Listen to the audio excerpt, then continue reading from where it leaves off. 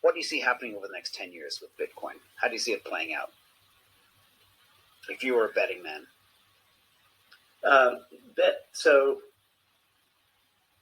we've established that disenfranchised countries that are vulnerable to denial of service attack of their national treasury, are going to be interested in Bitcoin, are going to recognize the value proposition, just like El Salvador did.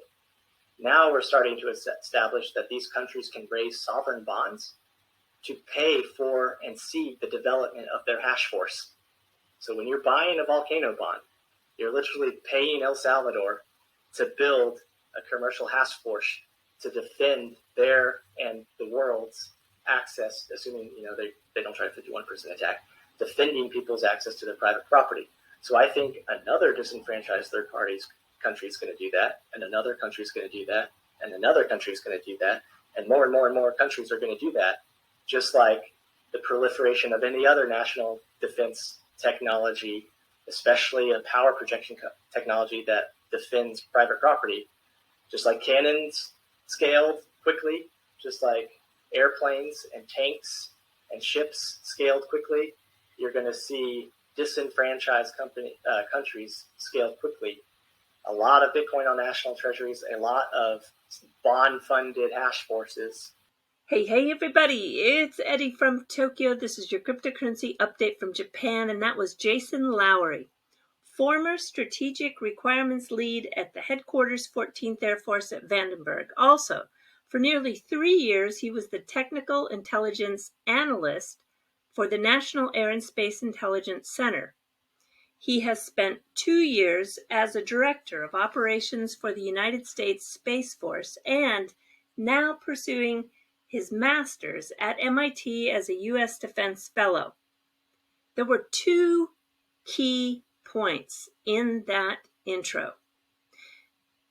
Countries that are vulnerable to denial of service attack of the national treasury are going to recognize the value proposition of Bitcoin.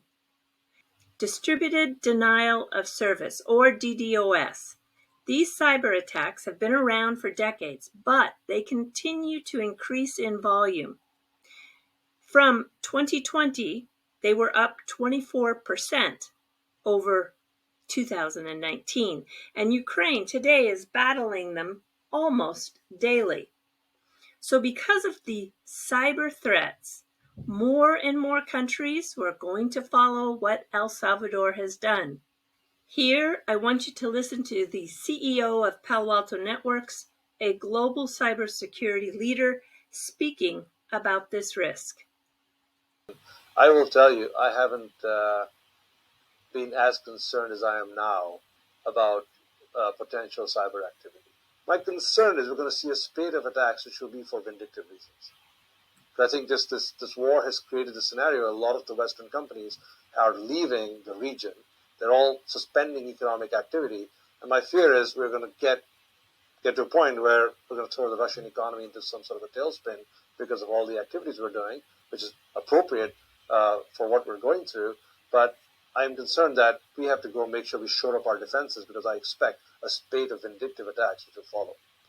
It's hard for me to even think about what the risks, what the possible negative outcomes. I mean, I think of people losing money. I think of systems being shut down. What are some of the things we should be more on top of? What are some of our exposures? Look, I don't want to get into fear mongering, but look, we saw that the Colonial Pipeline was shut down for a while because they were able to go disrupt their systems, and it was just one example, and you could think about the repercussions if a financial organization was not able to settle trades for 3 days or more.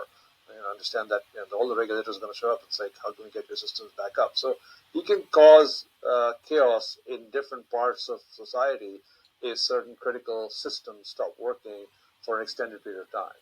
I think that's what we've got to watch out for. And I think it's not new news. I think the people who run these critical infrastructure systems, these systems which require tremendous amounts of care and protection from a cybersecurity perspective, are all on top of it.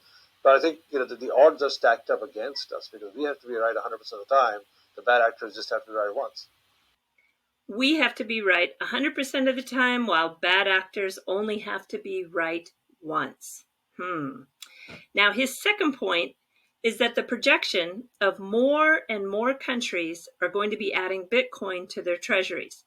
And that should be important to you when you are considering a diversified portfolio.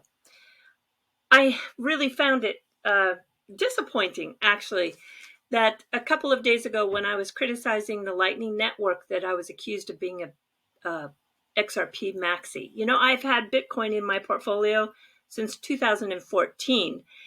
And as you can see here, this is a rebalance that I did as of January 2022.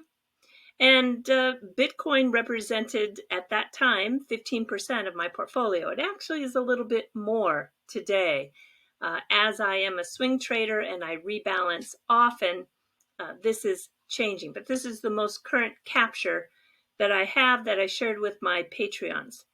I'm very wide in my holdings, and the fact that I am critical of the Lightning Network has nothing to do with Bitcoin. Absolutely nothing.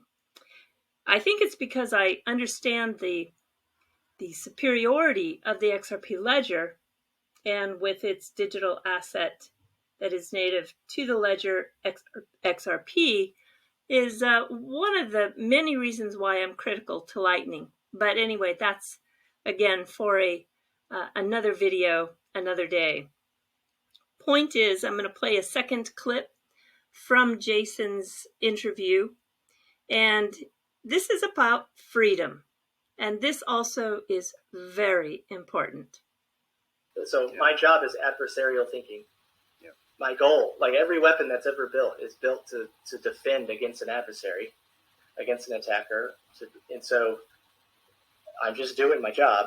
Like I literally wrote, I literally used to advise the POTUS on emerging electronic warfare threats. So like this is nothing new. It's just a different form of this, in my opinion, a different form of the same old technology, one that we should take very seriously, one that we should respect.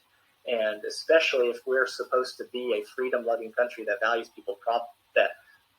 people's property rights, especially if we're supposed to be an ethical country. Like I don't want to sit here and listen to bankers tell us that we shouldn't have this technology because it represents a threat to their bags. I'm going to be vocal about this kind of stuff. Jason's point is if we are to be a freedom-loving country that values people's property rights, an ethical country, he doesn't want to stay quiet when bankers tell us we can't use a technology because it's a threat to their bags. Wendy O tweeted, Americans can buy lottery tickets, Americans can take out massive loans, but Americans are now not allowed to earn passive income. We saw that change made with Coinbase. When they had an offering for passive income, they were pressured by the SEC to remove it or they would be sued. And now we have Celsius also feeling the pressure. They have removed earning rewards to Americans. Only if you are an accredited investor will you still be able to participate. Do you know that 90% of Americans are not in that exclusive club? Only 10% of Americans are considered accredited investors. Absolutely a denial to use this technology. And that is being done because the legacy banks feel it is going to affect their bags. Next week, I'm going to have Minus Wells Crypto on the channel.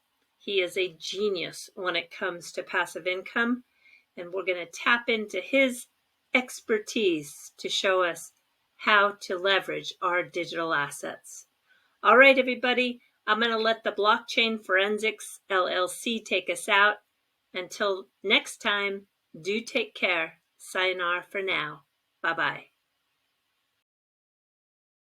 This is actually a running video, and what they do is, and I'm sorry, Tony, if I'm using you as an example, but they replay this video, and they have this link or this information. It says that it's a real Ripple fundraiser, to build crypto. If you want to start the event, and it looks real, it's on YouTube.